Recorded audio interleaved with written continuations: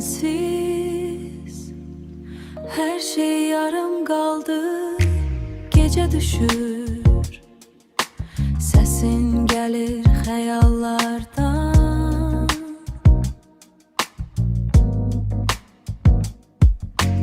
Adını silemirəm bu divarlardan.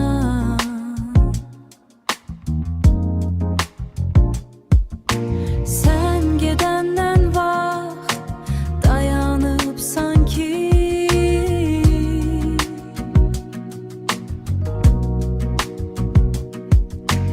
yüreğimde kalıp yarım kalan bir belki.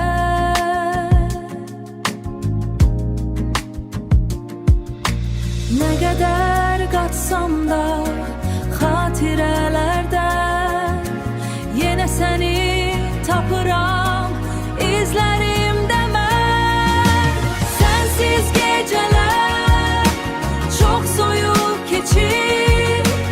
Adın dilimde, yüreğim adın dilimde. Adın dilimde, yüreğim susur içimde. Sevgi kaldı yarım, biz bitti belki.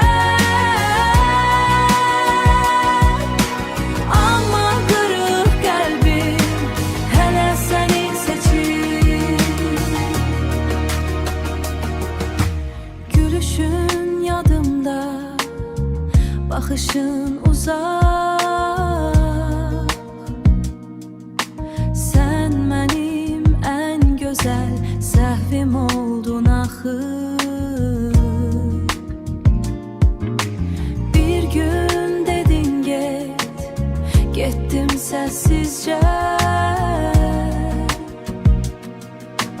Ama ruhum kaldı seninle gizlice. İndi kim tutur ellerini mən yoxkən? Kim bakır gözlerine mən yoxkən? Sensiz geceler çok soyup keçir.